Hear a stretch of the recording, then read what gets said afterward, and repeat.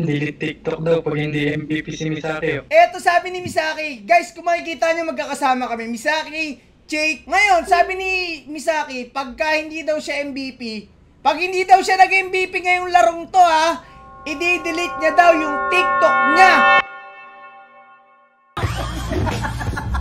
Eto sabi ni Misaki, guys, kung makikita nyo magkakasama kami, Misaki, Jake, at Okata. Ngayon, sabi ni Misaki, pagka hindi daw siya MVP, pag hindi daw siya nag-MVP ngayong larong to ha, i-delete niya daw yung TikTok niya. 10k pesos pag natanso ako. Wala akong pwede kaya. Yan, tinamaan ko. Ay puta. Sayang pati sana. Arlot na lang kaya. Sige, pwede yan. Uy, ito na lang oh. Uy, puta. Putik yan! Grabe din talaga dito yung kalaban namin guys. Nakita nyo kung gaano kabilis mag-react yung Arlot tsaka yung Kimi? Ang bilis!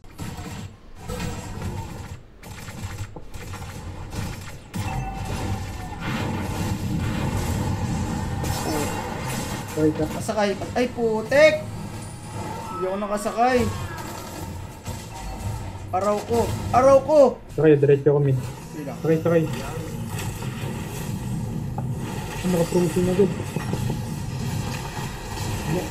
Mulas, inano ko na lang din. Patay na rin ako eh.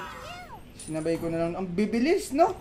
Grabe din talaga tong kalaban namin. Isipin nyo, pagka winter truncheon lang ng Kimi, nakabackup agad yung 5 niyang kasama. Kaya kung makikita nyo, 7 deaths agad ako dito. Out. Hindi ko makita yung kalaban, madilim. Putik na babaliw. Tapos every time na makakapitas kami, nakakabawi agad sila. Grabe, ayaw talaga kaming pagpahingahin. Takti, delikado par. Grabe naman mga to.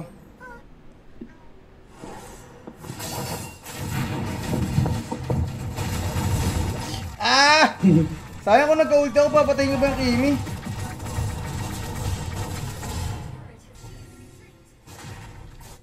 Dalawa na laman ng pero mga bata. Pwede na yan.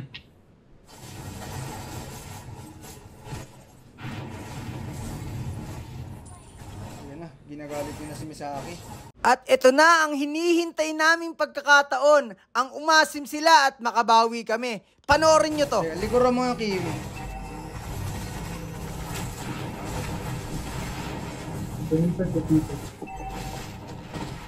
Nice one.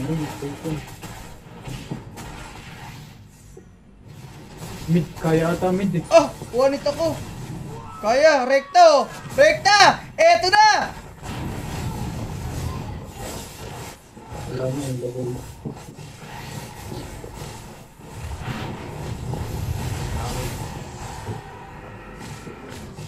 At sa sobrang ganda ng laban, nakalimutan ko na yung pustahan namin ni Misaki na kapag hindi siya MVP, i-delete niya yung toktik niya. At nung nakita niyang ako'y nag-MVP, at sabi niya, prank lang yon. Na-prank kita, Lods.